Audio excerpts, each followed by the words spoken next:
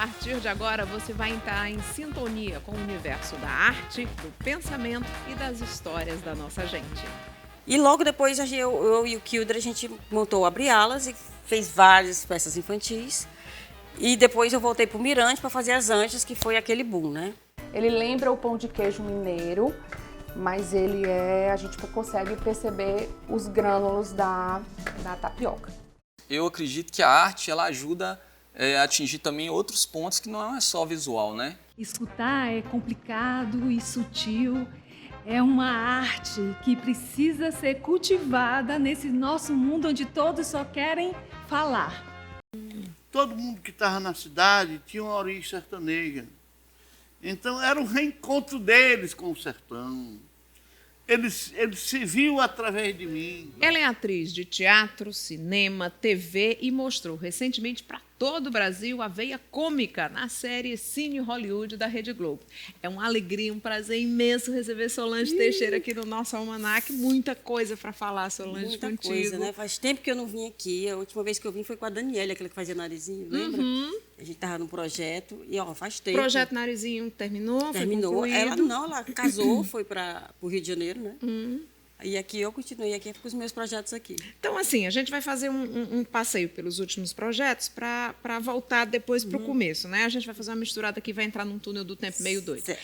Vamos para o Cine Hollywood. Quanto tempo vocês ficaram lá no Rio gravando? Não foi no Rio, foi em São Paulo. Na Foi São verdade, Paulo? no Rio a gente só ficou uma semana no Projac fazendo uma preparação, né? Conhecer os outros atores, ter uma intimidade. Foi O Halden bárbaro. selecionou todos vocês e disse, olha, eu quero essa turma aqui. Mas e a Globo é. disse, tem que colocar esses aqui. Foi? É porque, assim, como eles se inspiraram no filme, aí o que eles falaram? O diretor lá, que na época era o Guel Arraes, disse, olha, é o seguinte, vai ser metade dos atores daqui, mas eu quero cearenses de verdade. Eu não quero ninguém imitando Com sotaque sotaque. de esquisitão, parece uma coisa misturada com Minas Gerais, com Bahia, enfim, eu quero que esse núcleo aqui seja do Ceará. 2 atores. Eu não quero também que seja, você pegue uma pessoa qualquer, eu quero 2 atores. Aí o Carvalho já tem. E ligado lá para Mas casa. vocês não tinham participado do filme, né? Eu participei do 2. Do 2. Mas o Carri não Carrinho nunca tinha participou feito nem nada. do 1 nem do 2. Nada. Acontece que o Raul era fã do Carri, né? Tanto o Raul quanto o Edmilson. Gostava muito do trabalho do Carri. Aí perguntaram, será que o Carri topava? Eu disse, na hora, menina. Oxe, ele não vai. Oxe, que não vai topar um negócio desse. Só que quando chamaram a gente, ligaram da Rede Globo, aqui da Rede Globo, a gente queria contratar, a gente, vocês tô podem estar aqui, acreditando. podemos. Só que eu achei que era para ser um teste, uma leitura, né? Então a gente chegou lá, no Rio de Janeiro, sentamos numa mesa. Foi com tudo pago por eles já. Tudo, na Ave Maria. Aí a gente chegou lá, aí entra Matheus, Nategalha, entra Luiz Aparecer, entra todo mundo. A Aí, Letícia Colim, a Letícia Colim. Aí a gente começa a ler e disse, aí é isso mesmo? O povo, não, a Belinha e o Lindoso, eu disse, vale a gente mesmo, não é teste não. E nasce a leitura. Ou seja, vocês não passaram por teste, porque geralmente, inclusive os atores que são selecionados, né? Se ele não passar no teste, se não vê que ele tem tipo para o papel, ele também não fica, né? Não fica, porque a gente teve gente que foi fazer teste, então a gente achava que a gente estava nesse meio também. Mas não, eu acho que ele deve ter visto alguma coisa nossa, não sei como é que foi. E a química de vocês, né? Você e o Carri já tem quantos anos de estrada juntos? Minha nossa, nem sei. Eu tenho que fazer de nome inteiro, porque lá foi outra coisa, né?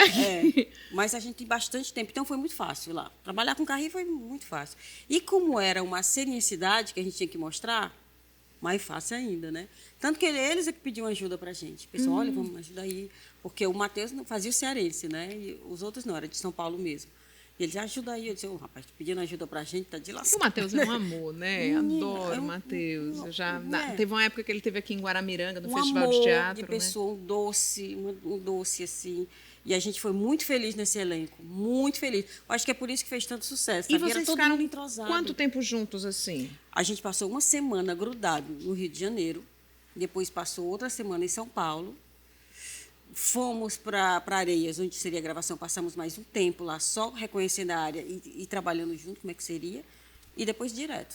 A gravação durou quanto tempo? 3 meses. 3 meses para ficar uma temporada de quantos 10. episódios? 10 episódios, né?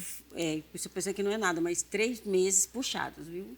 Era noturna, era trabalhando muito, e quando chovia atrasava as coisas, aí tinha que mudar todo o roteiro do dia.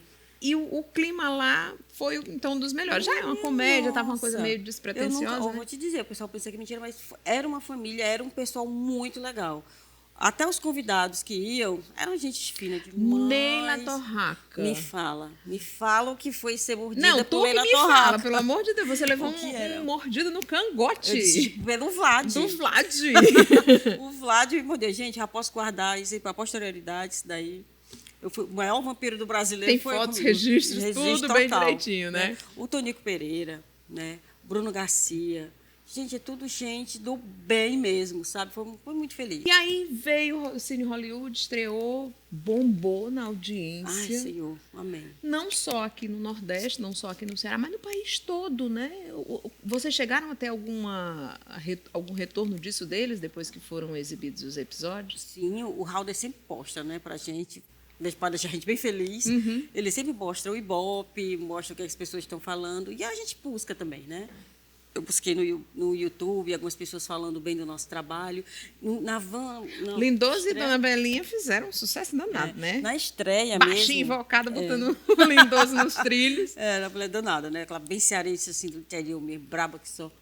E quando a gente foi estrear, né? Foi que a imprensa foi lá, já que a gente foi lá para. Nossa, a imprensa. Que a gente chegou lá, ninguém falava com a gente, ninguém sabia nem quem era a gente. Né? A gente bem quietinho. No final, todo mundo em cima, perguntando que trabalho legal, vocês são bons, vocês são muito bons. E aí a notícia da segunda temporada. A gente tinha esperança, mas ninguém dizia nada, né? Aí, quando saiu no jornal, a gente viu pelo jornal, não foi nem chegada da gente. Está confirmada pelo sucesso que foi a primeira temporada, a segunda. Aí todo mundo vibrou, a gente se comunicando pelo grupo. E aí já tem uma data para vocês começarem a gravar de novo? Menina, Todos não os tem. personagens estão confirmados, vem novos. A Letícia Colin está grávida, Tá né? Como é que grávida. ela vai participar? Não, pois é, mas provavelmente vai ser no começo do ano, se tiver que ser. E só como é artista, né? Tu tem, logo normalmente já leva o menino junto. Né? Vai dar de mamar dentro do set, né? É. Mas provavelmente esse semestre ela não deve fazer mais nada, vai começar no próximo semestre. Então, teremos de novo Solange, global, e mais uma temporada do Cine Hollywood com seu Lindoso aprontando lá junto com Belinha. Foi. Mas eu vou lhe dizer, que produção rica, era maravilhoso aquilo ali. Sabe que tudo nas suas mãos, você nunca participou com um negócio daquele. Porque eu já tinha feito algumas coisas de televisão, né, aos pés, né?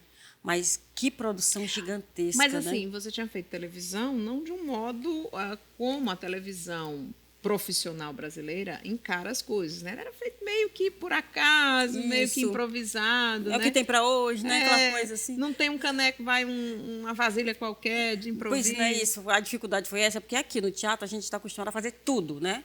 A gente costura, tá aqui o Augusto que não me deixa mentir. A gente costura, a gente passa um pano, tá faltando uma coisa, a gente vai atrás, a gente faz som. Já fiz som e voltei, corri para fazer cena.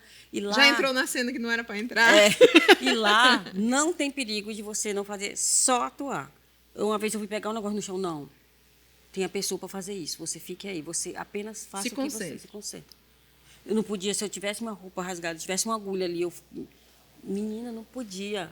Não, quem veio fazer isso é a figurinista. Agora vamos voltar, já que você falou daqui da nossa realidade, né, do nosso teatro, da nossa televisão, vamos voltar para o início, né? O início da Solange antes de chegar onde ela está, né, nas telas grandes, na tela para todo o país. Solange começou na escola.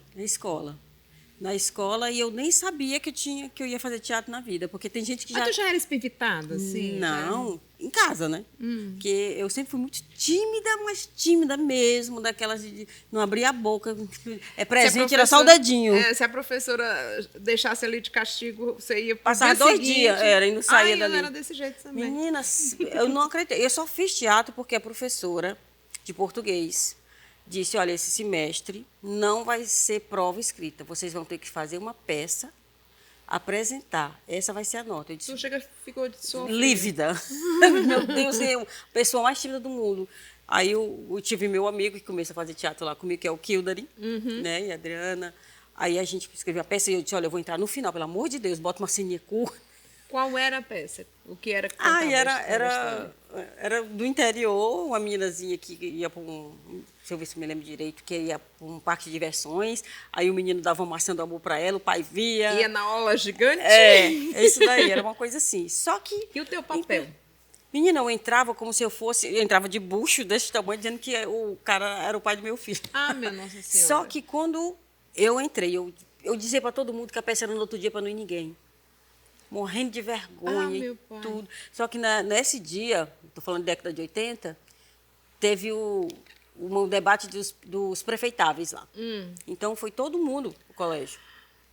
Então, depois, aí a irmã ainda disse, depois agora tem uma peça. Eu disse, minha Nossa Senhora. Ai, Jesus. Aí os prefeitáveis ficaram Todo para mundo assistir a tava lá. peça. Aí, quando eu entro em cena, eu não vou dizer que foi mágica, não vou dizer que foi o espírito que bateu, eu senti uma segurança, eu sabia o que eu estava fazendo. É aqui meu lugar. Eu disse, aqui que eu fico, aqui que eu não saio mais.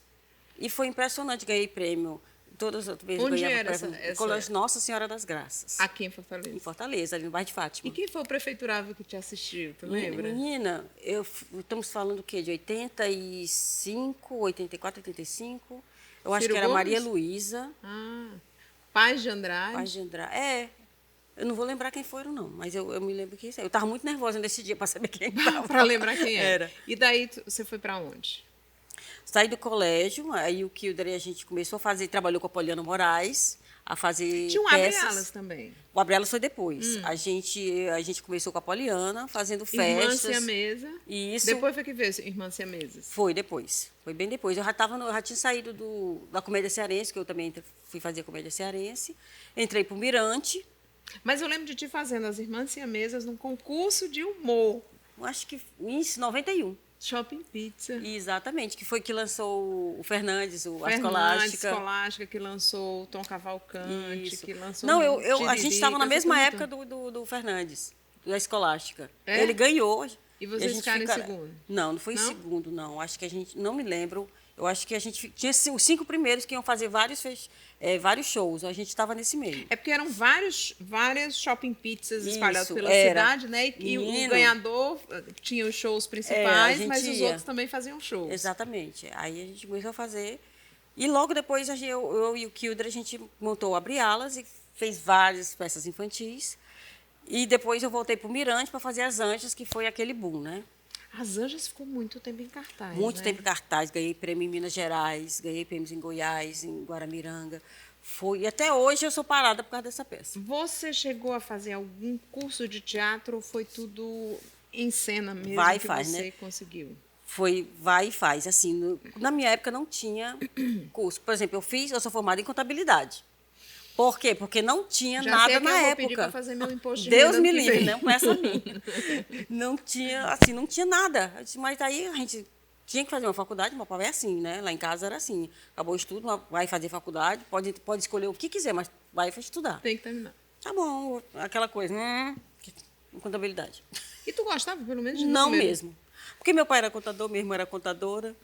Mas eu me formei a troncos e barrancos porque eu saía para fazer peça, tinha apresentação, eu faltava aula, faltava prova Mas o na diploma tá lá. boa. Tá lá, bem guardadinho. Lindo. Né? Aí, depois, eu conheci o Fernando Lira, né, que a gente chamou ele para escrever uma peça, e pensar que tudo isso é oco. Mas, aí ele disse, por que você nunca estudou teatro? Eu disse, não, eu aprendi tudo na marra. Ele, vamos entrar para o Cefet, né, porque era o Cefet ainda, fazer o curso de arte cênica. Eu vou. Aí entrei como graduado, ó, tá vendo? Contabilidade prestou para isso. Já adiantou em alguma Foi. coisa. Aí entrei, não fiz nada, entrei como graduada e fiz o Já curso de bastava artes a cênicas. graduação que você tinha nos palcos, né? Já são quantos anos? Solange? 35. Rita Solange. Tu começou bem cedo mesmo, Comecei. né? Comecei, tinha 16 anos, Essa peça lá do Irmã Maria no Colégio Nossa Senhora das Graças. Nossa Senhora das Graças, 16 anos. 16 anos. E foi lindo que agora a irmã me chamou ano passado para ser júri dos novos, do teatro de lá. É bom que você conta a história, eu saí daqui. É sair daqui. E o que é que vem aí pro ano que vem ou para esse ano ainda? Ai, meu Deus, eu estou num projeto com a Ana Cristina Viana, uma atriz daqui também. A gente está tentando... É tipo uma peça falando do que a gente passou durante todos esses anos, que ela é da minha época, ela tem o mesmo tempo de teatro que eu. E a gente vai contar Mais ou menos mesmo... um resumo do que a gente fez aqui. Exatamente, contar um pouco dessa história. Quem está escrevendo? Nós, eu e ela. E como é que vocês vão juntar duas trajetórias? Exatamente, a num gente está... espetáculo? E a gente Vocês está chegaram a fazendo... atuar juntas em algum Já, momento? já, sim, várias vezes. E a Cristina, e a gente tem uma conexão muito grande. A gente tem... Ela conta a história dela, apesar dela ter sido lá do interior, e eu aqui de Fortaleza, tem muita coisa igual, sabe? Como foi difícil começar os pais delas. Não, eu não tive problema com meus pais, ela teve, mas a gente, por ser mulher, é sempre aquela dificuldade. Para né? sair à noite, voltar Para sair à noite, para voltar à noite, porque a gente ensaio era sempre à noite, né? Para trabalhar, depois da peça, a gente cada um morava num canto bem longe. Não tinha Uber, não tinha nada, não você tinha tinha que celular. esperar o corujão passar. Então, essas coisas. Além do... E a gente Como falando... é que vai chamar a peça? A gente não fez ainda não, mas a gente está começando a escrever agora. E vocês querem colocar em cartaz quando? De preferência até o final do ano. A gente está com uma diretora que ela está no Rio e a gente está uma coisa meio... Como é o nome aquele negócio do computador? Skype, né? É. Isso, pronto. Vídeo Skype. Aí a gente está lá com essa diretora, que é a Ana Manguete, que ela ficou muitos anos aqui e agora está lá no Rio de Janeiro. Aí a gente, olha, me ajuda a gente, porque a gente não... Porque a gente queria uma mulher. Dirigindo, Empoderamento feminino. Empoderamento, e ela porque queria fazer também. Não, me bote nesse projeto, a gente dá um jeito. Qualquer coisa eu vou para aí, quando precisar. A gente está certo, então vamos nessa, porque a gente está no início ainda. E vamos nessa. Solange, foi ótimo te receber. Obrigada. Quando essa peça estiver pronta, que for entrar em cartaz, traz a Ana, traz a diretora Tá aqui bom. também, para a Trazemos. gente colocar o nosso público a par do que vem por aí. Obrigada, meu É sempre amor. bom te receber. Obrigada, é sempre bom estar aqui. Beijo grande. E olha, Solange, qual é teu prato preferido? Meu prato preferido é aquele cheio. Não, na verdade.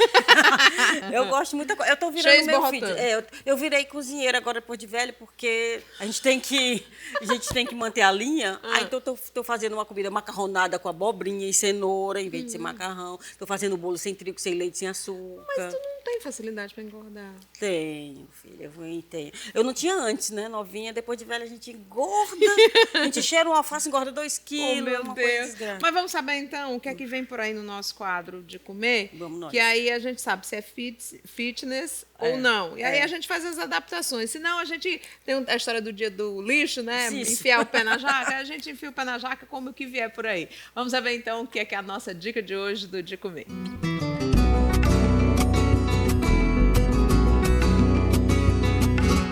Olá, pessoal da Almanac Cultural. Olá, Carla Soraya. É um prazer enorme estar com vocês mais uma vez. E hoje a gente vai gravar uma receita super fácil de fazer e deliciosa. Um pãozinho de tapioca com queijo coalho defumado.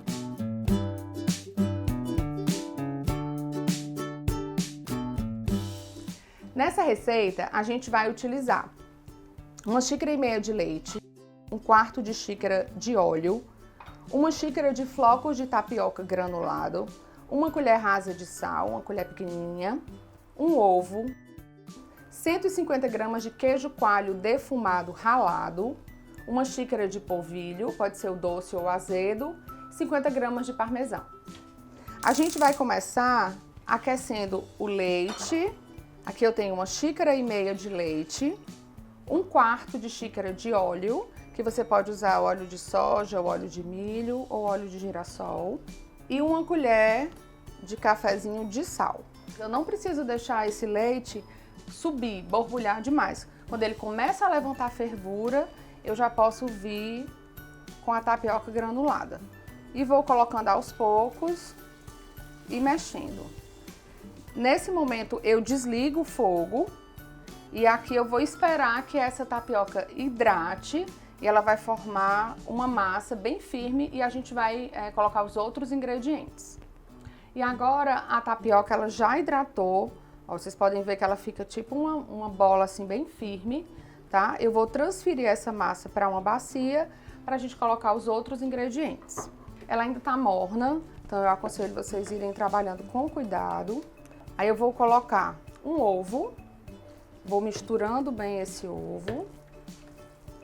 Depois que eu incorporei o ovo, eu vou colocar o queijo coalho defumado ralado.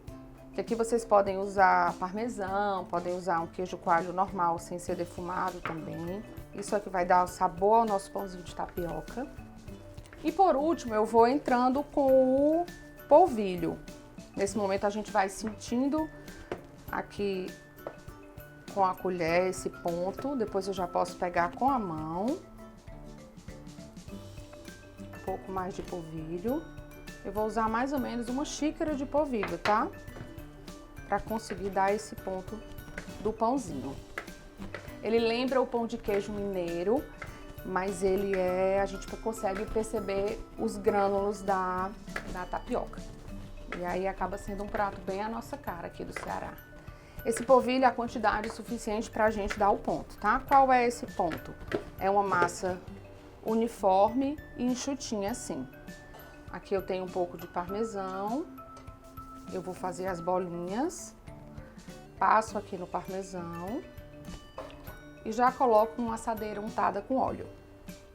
Gente, esse pãozinho é uma delícia para você fazer no final de semana, para o lanche das crianças. Você pode também usar outras versões, como incorporar um pouquinho de carne de sol triturada ou calabresa triturada. Né? Fica um lanche super saboroso e todo mundo em casa adora. Olha só, essa nossa receita rendeu 21 pãezinhos e agora a gente vai levar para o forno até dourar.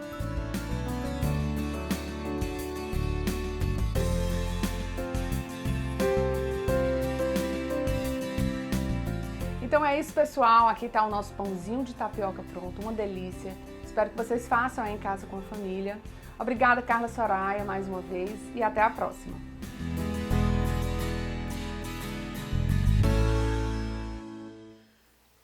Da culinária para as artes visuais. Eu agora vou conversar com um artista mineiro que tem desenvolvido um belo trabalho social com os grafiteiros de Caucaia, aqui na região metropolitana. Então, muito prazer, Júnior Zapata, muito obrigada por sua presença aqui. Agora, o Carlos Alberto... De Paulo Júnior. De Paulo Júnior virou Júnior Zapata como? Sim. Começou quando eu comecei a desenvolver esse trabalho de arte e, normalmente, você precisa criar uma identidade, você precisa ter um nome para poder chegar às pessoas de uma forma mais fácil, né? Também. E na época ou era Zapata ou era Che Guevara.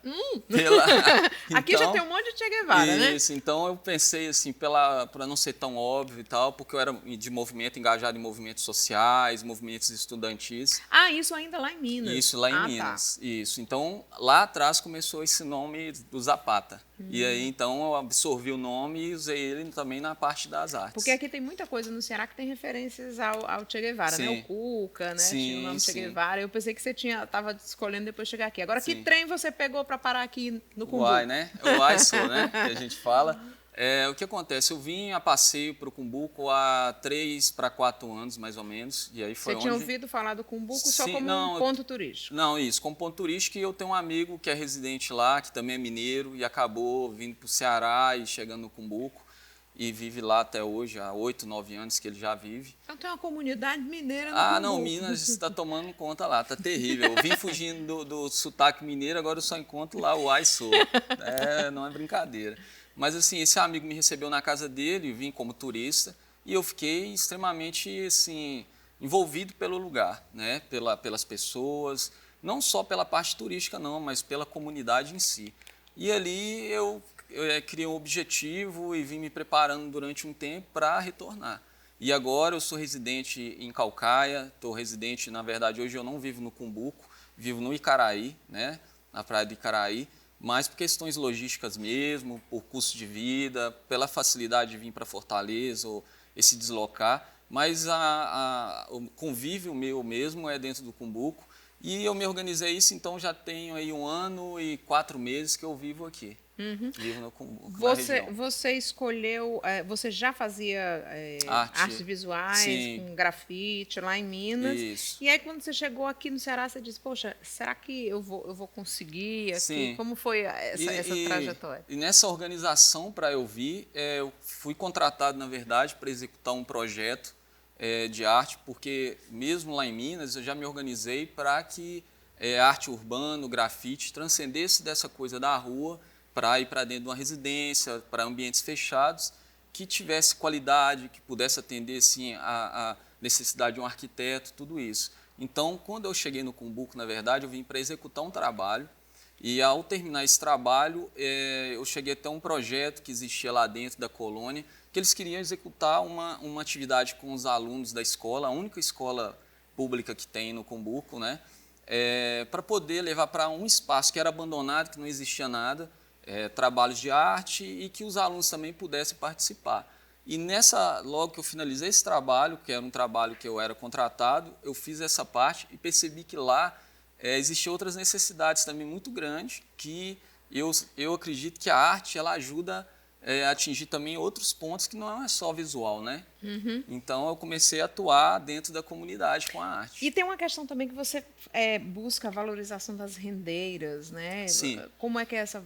Não, da cultura local no geral. Eu fiz um trabalho, aí eu me afastei um pouco do Cumbuco, fui convidado para fazer um trabalho com as rendeiras do Aquirás, que lá é muito forte a renda. Ou seja, você foi para a outra ponta do litoral. O Senac Aquirás me convidou para fazer uma homenagem para elas, então eu fiz um painel lá bem legal, acompanhei todo o processo onde delas. esse painel lá? Dentro do Senac. Dentro do Senac. Dentro do Senac, que é onde fica o prédio que as rendeiras continuam fazendo trabalho, porque eles estão numa luta lá para não acabar essa cultura, né? Mas também no próprio Cumbuco a luta já é mais pelo lado dos jangadeiros, para não perder aquela cultura. Lá também tem renda, tem toda essa questão também. Né, porque local. a garotada de hoje não quer mais ir para a almofada de bilro, nem se meter em alto mar para pescar, né? E daqui a pouco quem é que vai pescar esse peixe? Quem é que vai fazer essa renda? Não vai ter mais. E assim, o interessante é que realmente não é muito difícil se viver da pesca, se viver da renda, mas também a gente não pode deixar que a cultura acabe, né? Se você é filho, neto de uma rendeira ou de um pescador, mesmo que você não queira viver daquilo, você tem que pelo menos tentar passar para frente isso, porque se não morre, se chegar até onde eles estão hoje, porque vieram lá de trás, que a cultura movimentou, fez tudo isso. Mas é porque eles viveram um tempo, por exemplo, quem hoje é rendeira, quem hoje é pescador, quem hoje é jangadeiro, vivia um tempo em que não tinha tanto acesso à informação, não tinha tanto acesso à educação. Hoje a juventude quer ir para a faculdade, quer estar nas redes sociais. Então, isso para eles é uma coisa... como antes a gente dizia, eu não quero saber disso porque é coisa dos meus pais, né? Coisa velha, coisa antiga. Essa juventude agora, que tem mais acesso à informação, está achando que o velho, o antigo, não deve ser valorizado. Então, como é que você consegue fazer esse trabalho com essa turma? O que acontece é que a gente tem que mostrar que você pode se tornar um médico, você pode se tornar uma entrevistadora, não importa, mas você pode saber fazer renda. Você sendo um entrevistador, qual o problema? Eu não tenho jeito para renda porque eu não tenho habilidades manuais. Eu tenho 2 mãos esquerdas, eu sou meio completamente sem jeito. Mas o brasileiro em si... Mas queria aprender, eu tenho vontade. Exatamente. Porque elas conversam com você e ela faz renda aqui, ela fala, ela olha, ela vê o gato que está passando do outro lado da rua e ela vê o fulano que está chegando com um peixe novo. Exato. Quando você vai olhar, está tudo lindo, maravilhoso, e ela não estava olhando para aquilo ali. E ela vai mexendo nos espinhos do mandacaru, né, que são especiais para fazer o desenho lá. É maravilhoso. E tem vários segmentos de renda, né, que elas trabalham, mas o que acontece, o brasileiro em si, não vou falar o cearense ou o Minas Gerais, o mineiro, não. O brasileiro em si, ele tem a cultura de que, se eu sou artista visual, por exemplo, eu não posso fazer outra atividade. Se você é entrevistador, você não pode fazer outra atividade. E eu acredito que a gente tem que valorizar a nossa cultura, sim. Se meu pai era marceneiro, não quer dizer que eu vou viver sendo marceneiro, mas qual o problema de aprender a fazer alguma atividade com madeira? Que isso vai servir para a gente lá na frente. Veja, às vezes a gente fica gastando dinheiro com terapia, com um monte de coisa. Pô, vamos fazer uma atividade que já vinha lá de trás. Né? Não é errado a pessoa procurar uma terapia, mas se você pode agregar outra coisa que é da cultura, isso é muito importante. Que vai abrir também tua mente. Exatamente. Né? E assim, principalmente a questão da arte visual, do grafite, ela, na verdade, às vezes, lá foi muito mais difícil introduzir isso dentro da cultura, porque o Cumbuco tem pessoas lá que elas têm dificuldade até para ir para Caucaia, que é um lugar que é lá dentro, né? Você anda 10 minutos de ônibus, vamos colocar, para ir para Caucaia. Porque é tão local o pessoal lá, porque é realmente uma colônia de pescadores. E isso tem que ser respeitado toda a estrutura deles, que eles criaram e que eles vivem. E então, você pensa se é difícil você manter uma cultura que já era deles e você introduzir uma cultura nova, né? Então, esse trabalho eu vivi dentro com eles lá para tentar introduzir, para tentar que eles entendessem a proposta. E eles já conseguem fazer o quê? Tem alguém que já tem habilidade manual legal, que desenha Sim. legal, que pode fazer um enquanto, desenho o que legal, acontece? ou ainda não Não, por despertou enquanto, nada? dentro do Cumbuco, por enquanto ainda não temos. Existe agora a proposta do Cumbucô é movimentar essa coisa, que é pintar toda a colônia. Cumbucor, né? Cumbucor, A isso. cor para cumbu. Isso, tudo junto com o Bocor. E a ideia nossa é, primeiro, colorir toda a vila, deixar ela, todas as ruas, criar uma estrutura, uma galeria a céu aberto mesmo, né? Porque hoje a arte urbana, o grafite, ela transcendeu, ela perdeu aquela coisa de marginalizada, vamos colocar assim, e ela está dentro de galerias, está dentro de espaços que são... Tá no mundo, a gente tem os irmãos Cobra aí pelo Sim, mundo não, todo, Cobra, né? sim, os Gêmeos, e eu acho que são os maiores representantes. Aliás, os Gêmeos e o Cobra. Isso, Eu isso. juntei as duas coisas. Não, mas não tem problema não, são todos incríveis mesmo. E existe essa valorização, e o que acontece? A gente tem que utilizar essas ferramentas que está chegando em qualquer lugar e tal, e levar para as comunidades, para dentro de lugares.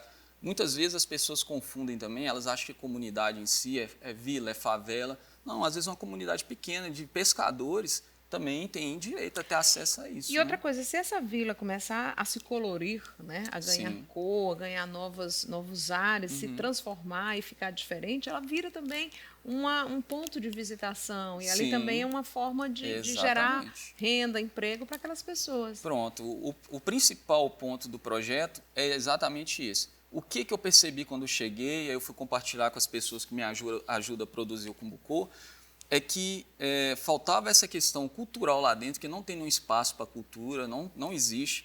O que movimenta totalmente a economia do Cumbuco é o kitesurf, que é incrível. Então, Que agora está em período. e agora de está alta. iniciando a alta temporada. E o que acontece, infelizmente, como é incrível, né? O esporte é incrível, como ele proporciona lá qualidade de vida para algumas pessoas. Tem criança que vira profissional do kite porque o turista vem, passa uma temporada, principalmente o turista estrangeiro, deixa equipamento para essas crianças que depois elas vão praticar utilizando. Porque é um esporte caro, o equipamento é caro. Mas o que acontece? Acabou a temporada de vento, o Cumbuco para. Fica praticamente 6 meses sem nada, Deserto. não existe nenhuma fonte de renda, não vai gerando isso. E aí a ideia é que se torne uma vila cultural, independente disso. Se você tem visitação por causa do esporte, também você pode ter por causa da cultura, né? Com chuva, sem chuva, isso não vai interferir. Agora, para virar Cumbucor, tem que ter cor, tem que ter tinta, Sim. e isso é caro. Demais. Como é que está essa questão? É uma luta, infelizmente, porque as pessoas, os empresários, os grandes empresários, eu não consegui um retorno ainda positivo deles. O Cumbucô só aconteceu esse ano pelo esforço dos artistas, que levaram os próprios materiais, alguns amigos que são artistas que já são reconhecidos internacionalmente, eles doaram tinta para ajudar que acontecesse. Uma empresa muito grande de atacadista de material de tinta nos doou apenas 4 latas de tinta. E assim, o que me deixou... 4 não dá nem 4 pra uma latas. casa, né? Não dá nem para uma casa. E aí o que acontece? O que me chateou esse ano e toda a produção e tal, porque ano passado foi muito legal, porque movimentou, e Caucaia não tem um movimento cultural desse segmento. Na verdade, o movimento cultural lá só resiste por pessoas que estão tentando que aconteça, mas esse esporte não existe. Ano passado, para você ter uma ideia, foram 14 artistas de Fortaleza e alguns de Caucaia que eu fiz questão que estivessem lá. Também eu tive de lutar para conseguir que os artistas locais estivessem. Esse ano foram 31 artistas, de uma seleção de 280. Eu abri uma inscrição, nós abrimos uma inscrição para o Cumbucô, 280 artistas do Brasil todo. Teve também do Chile, Colômbia e também uma da Espanha, que ela teve presente. Então, assim, os artistas entenderam a proposta, entenderam a ideia, todo mundo quer vir pintar no Cumbuco, mas o empresário em si, a prefeitura, não teve essa visão. E esse ano só aconteceu porque esses artistas, por exemplo, que vieram de São Paulo, essa moça que veio de Barcelona, ela custeou a passagem aérea do bolso dela, o material que ela usou, ela custeou do bolso dela, e o que eu consegui pelo menos como apoio, e foram coisas doadas pelos comerciantes locais. Foram pessoas de lá, de dentro do Cumbuco, na verdade. Alimentação para eles, foi estadia para o pessoal de fora, que as pousadas, cada uma doou uma certa quantidade de vagas e tal. Então, foi possível por causa disso. Foi um esforço em conjunto, Isso, um esforço. Mas vamos esperar que ano que vem ele seja aí a terceira edição, né? Isso, a terceira edição do Cumbucor seja mais Vamos, prestigiada vamos e tenha aí o reconhecimento. Quem quiser conhecer os trabalhos, né? A gente mostrou algumas coisas aqui durante a nossa conversa, mas quem quiser conhecer pessoalmente ou então tem alguma rede social? Sim, é muito legal falar isso. Nós estamos no Instagram, @Cumbucor, e também no Facebook Cumbucor, e temos a página que é cumbucor.com. Ela está sendo atualizada ainda, mas o Instagram em si, ele tem todas as fotos do evento desse ano, do ano passado, e por lá consegue falar com a gente, consegue, se alguém quiser apoiar alguma coisa, também estão abertos a isso. E não só apoio de empresário também, artistas e qualquer meio que quer contribuir para a cultura, para a arte, pode nos procurar. Lembrei que além das rendeiras, dos jangadeiros, dos pescadores, Caucaia também tem índios. Sim, né? Então, com certeza. Vamos tentar envolver os índios nessa tentativa de levantar a cultura, que a cultura indígena também está um pouquinho esquecida. Exatamente, com certeza. Obrigada, Zapata, por sua presença aqui. Volte prazer. sempre. Eu espero que ano que vem a gente te receba aqui dizendo que teve recorde de inscrição, recorde de gente patrocinando e ajudando esse projeto. Agradeço, muito obrigado. Eu que agradeço a tua presença. E olha só, quer saber o que é que nós vamos ter no próximo bloco? Pois então, confere aí. Você já percebeu o bem que faz termos alguém para nos ouvir? E isso parece estar cada vez mais difícil, não é?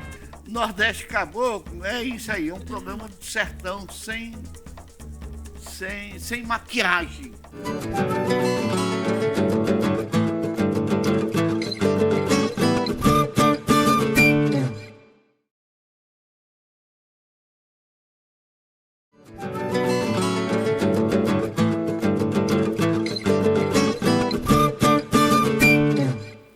Já estamos de volta e eu trago agora para vocês a nossa consultora em terapias, Isabelle de Moraes, em mais um Transcendental.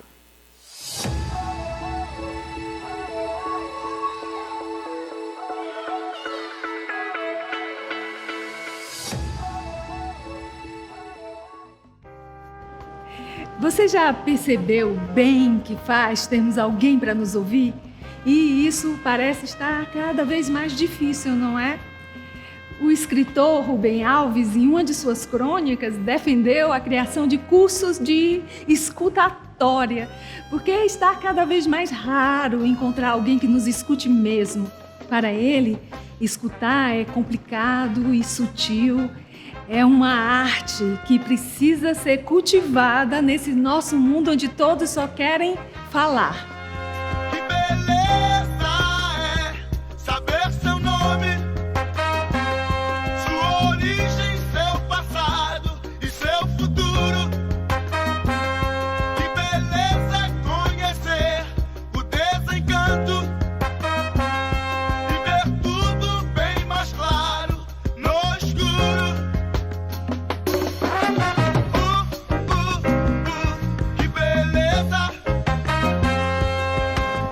O aconselhamento biográfico é um processo terapêutico de escuta, onde encontramos um ambiente acolhedor e sem julgamentos para falarmos sobre todos os acontecimentos da nossa vida. A intenção é rever passo a passo a nossa trajetória de vida, o lado bom e difícil de cada fase vivida e, a partir daí, descobrir o porquê da nossa vida, das nossas escolhas e das nossas crises. A metodologia do aconselhamento biográfico foi estruturada no Brasil nos anos 70 por uma médica paulista chamada Gudrun Burkhardt. Ela se fundamentou nos ensinamentos de Rudolf Steiner, filósofo austríaco, fundador da antroposofia, a chamada ciência do espírito. Uma cosmovisão que busca compreender a natureza humana de forma ampliada, em seus aspectos biológico, emocional e espiritual. Cada um, dentro da sua individualidade, vai construir sua própria história, que é única, como uma impressão digital. Mas para as leis biográficas existiriam, além das nossas características e crises bem individuais, outras que são comuns a todos os seres humanos. A teoria do setênio nos ajuda a compreender esses desafios comuns de cada fase da vida. Ao fazermos nossa leitura biográfica, realizamos um resgate consciente da nossa história. Vamos compreendendo como fatos aparentemente isolados da nossa vida se conectaram e como eles influenciaram as escolhas que fizemos e que nos trouxeram até aqui. A terapia biográfica é indicada para qualquer crise de desenvolvimento pessoal. É um trabalho que pode ser realizado em grupo, de forma intensiva ou individualmente, em sessões geralmente semanais.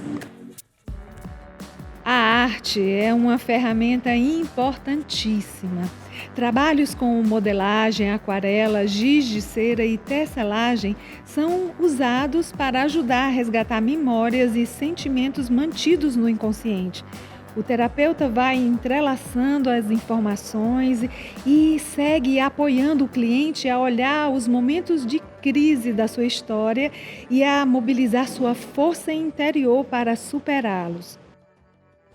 O aconselhamento biográfico é muito eficaz porque ele trabalha não só a conversa, mas também a arte, tecelagem no caso, né? A pessoa chega com depressão, está lá embaixo na escuridão, vai tecendo a escuridão, mas aí vai colocando luz, vai colocando cores mais claras, vivas e vai olhando para cima. Isso é muito bom, isso traz um equilíbrio para a alma, né? O aconselhamento biográfico traz uma visão global da nossa história. Vimos a nossa biografia como uma grande paisagem, com luz, sombras, cores. Visitamos o nosso passado para entendê-lo, aceitá-lo e integrá-lo ao nosso presente, pois só assim poderemos traçar o nosso futuro, deixando tudo que nos aprisiona definitivamente lá no passado.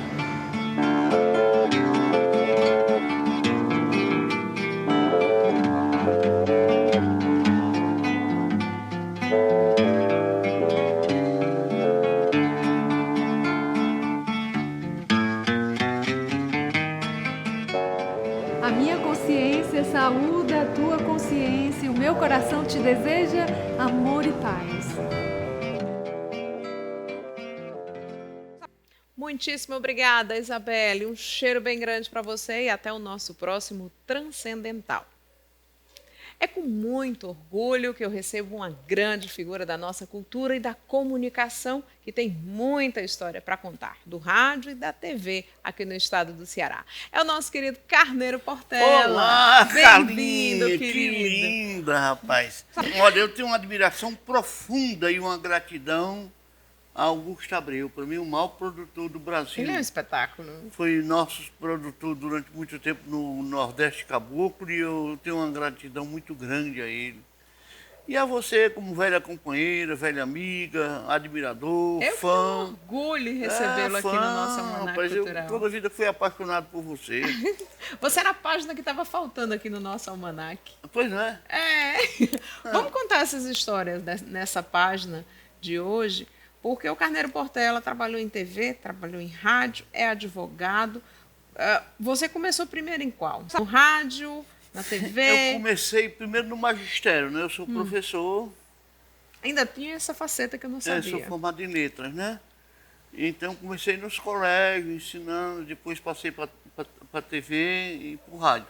Quem fez o convite para você fazer o Ceará Sebastião Belmino. Olha só, figuraça. Fabuloso Belminão. Como foi que ele chegou? Macho velho? Eu cheguei lá e disse, Belmino, eu quero fazer um programa aqui. Mas brincando. Ele disse, vai começar amanhã. Nossa, o negócio foi assim. Ô, rapaz, quase que eu fico doido. Amanhã? Vai. Aí me botou na tela. E como é o programa, Belmino Portela? Olha, o programa é o seguinte, eu estou lá de chapéu de couro, de gibão, deitado numa rede e apresentando o programa. E, rapaz, é isso mesmo que eu quero. Aí comecei o Ceará Caboclo. Olha, na época foi um estouro, porque na época não tinha programa de televisão com nordestinidade, né? Com cantador. Não tinha nada de sertão. A televisão omitia o sertão, escondia, aliás. A Globo evitava o sertão para não competir com o besteirol que apresenta. Então, o Ceará Caboclo era um programa da realidade cabocla. Ai, Portela, como é que eu venho aqui? Eu não tenho roupa para vir. Eu digo, rapaz, venha com qualquer roupa. A sua roupinha de trabalho. A roupa do domingo. A sua roupinha de casa mesmo e tal. Aí isso foi encantando os artistas e o público viram que não tinha mentira, né? Nem maquiagem tinha, não tinha nada. E eu apresentava e produzia o programa durante 3h30, ao vivo. Então isso... Dia de domingo. Dia de domingo, ao vivo.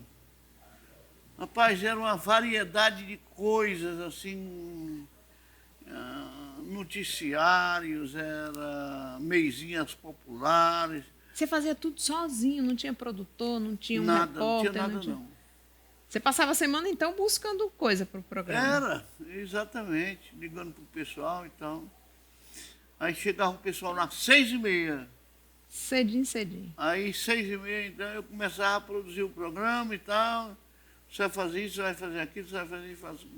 E aí começava o programa. Ainda tinha auditório. Tinha auditório, era ao vivo. Tinha auditório. Era. E o pessoal se inscrevia, tinha dia que lotava, tinha dia que estava meio... Às vezes se inscrevia, às vezes ia direto. Já ia na cara e na coragem. Ora. E quando não tinha vaga para todo mundo? Hã? E quando não tinha vaga para todo mundo que queria assistir o programa? Era ruim. Era complicado. Era ruim. Quem você lembra assim que te deu grande alegria ao participar do Ceará Caboclo? Há muita gente. Todo o contingente de artistas populares, sanfoneiros, violeiros, cantores, intérpretes do Brasil, à época, participou do nosso nome. Então, Todos. você recebeu Luiz Gonzaga. Luiz Gonzaga, Frei Damião, Dominguinho. Jackson do Pandeiro, passou? Jackson do Pandeiro chegou a passar? Jackson do Pandeiro, sim.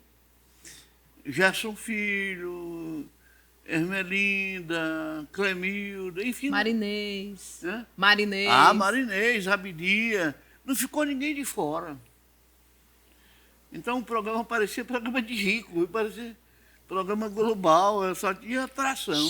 Chegou uma época em que você não precisava mais ligar. Você já tinha até uma agenda para dizer quem vinha tal dia. Que tinha vaga ou não tinha. E no meio dessa história, como é que ficava o advogado Carneiro Portela? Meio emprestado. Porque, veja, assim, aí você falou o negócio do não tinha vaga, e tinha uma carência de 60 dias para ter nova chance. Olha! Era. E só voltava com 60 dias. E foi uma coisa muito bonita. E hoje, após a idade, após passar esse tempo todo, sabe, eu confesso ao meu público que eu sou muito cobrado para a volta, muito cobrado mesmo. Eu pretendo um dia voltar, se me derem chance eu vou voltar.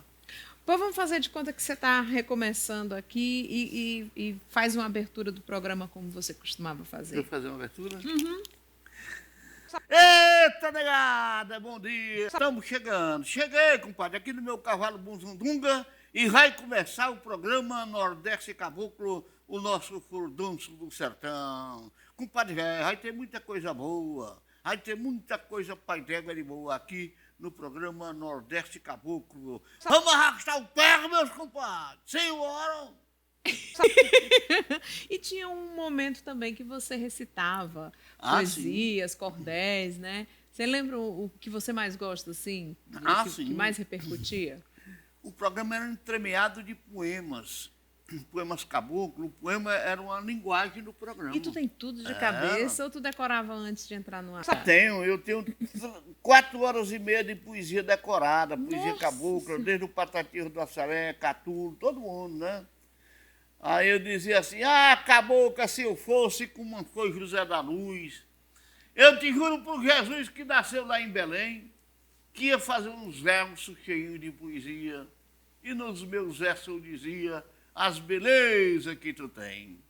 Eu só sei dizer que tu é, cabocla, mais bonita que a lua, do que as moças da rua que anda tudo pintada. Tu não precisa pintura, porque a tua beleza, por a mão da natureza, tu já foste desenhada. E esse teu vestido curto, cabocla, foi obra do Satanás. E se tu sobe numa escada, eu tenho que ir atrás e fico pedindo a Deus que os degraus não acabem mais. Carneiro Portela, você, quando chegava no interior, era celebridade. Não era só no interior, não. Eu acho que era mais aqui em Fortaleza do que no interior. É mesmo? Era. Aqui em Fortaleza, porque o citadino era caboclo. Todo mundo que estava na cidade tinha uma origem sertaneja. Então era o reencontro deles com o sertão.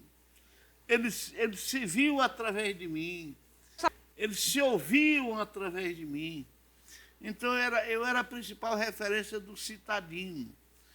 Tinha gente rica no seu carrão bonito, que mandava o motorista parar o carro, e lá vinha aquele homem na minha frente, chorava de emoção. Era uma época que a televisão era preto e branco. Não tinha televisão colorida na época, né? E nem tinha televisão da forma que tem hoje. Todo mundo tem uma televisão, 2, 3, 4. Naquele tempo, só os ricos tinham televisão. E então, os vizinhos iam assistir o meu programa na casa dos vizinhos. Crente não assistia televisão, mas o Nordeste Caboclo era uma exceção. Acaba ia assistir no vizinho.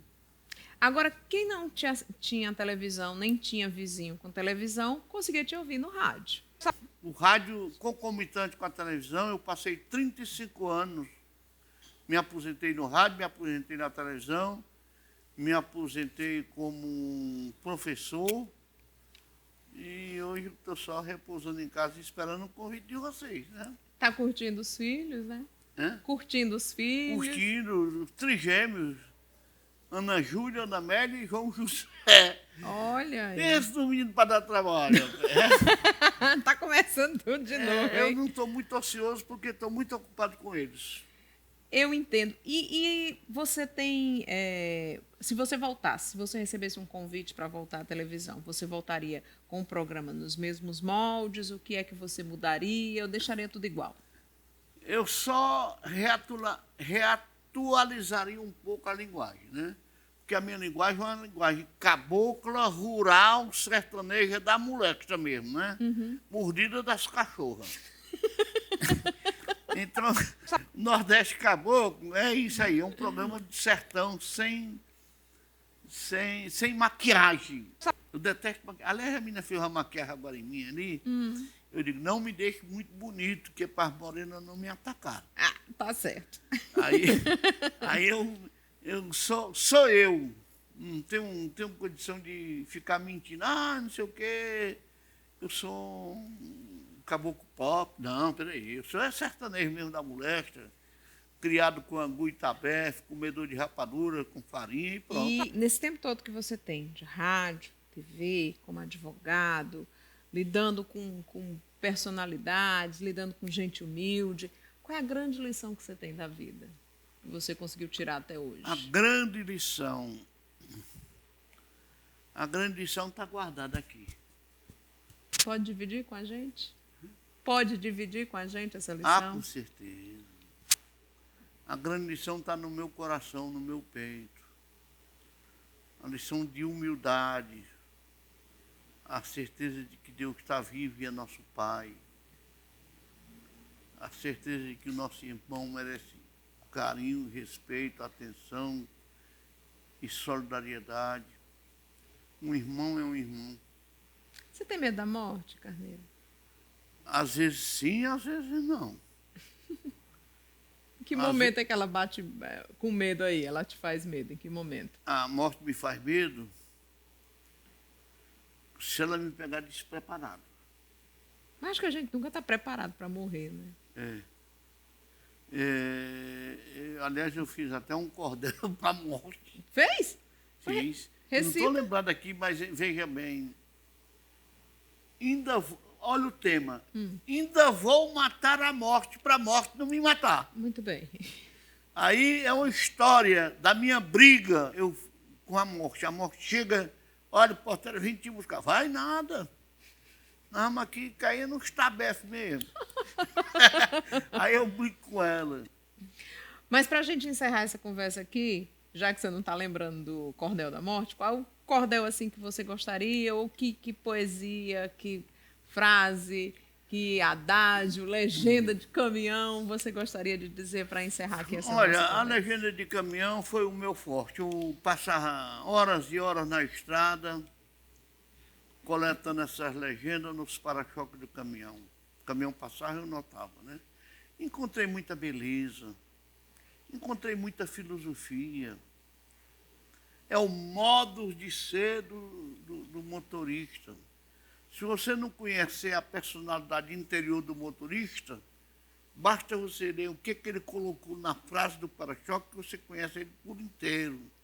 Por exemplo, se é um cara mal casado, ele vai e diz: feliz foi Adão, que nem teve sogra, nem comprou caminhão. Eu amo a sogra da minha mulher, olha. Aí vai, rapaz. O caminhão é um... Eu não sei porque... É um modo de Não vida. sei porque tiraram, né? Mas desde que tiraram, acabou uma grande parte dessa cultura tão bela, dessa... E você tem um livro, eu lembro, que eu peguei na escola, um livro. Nunca pensei na minha vida... Máximas, Adagio e Legenda de Caminhão. Nunca pensei na minha vida que Depois fosse eu escrevi trabalhar. a antologia do apelido, olha. Do apelido? A antologia do apelido é só uma relação de apelido e uma história sobre cada apelido, desde o cabeção, barriga de sorazeiro, e aí vai. Olha, mas você me falou aí, Carlinha, da poesia sertaneja, da poesia rural. Fascina-me sobremodo dizer, através do verso, o verdadeiro conteúdo da paixão. Ah, cabocla, se eu fosse como foi José da Luz.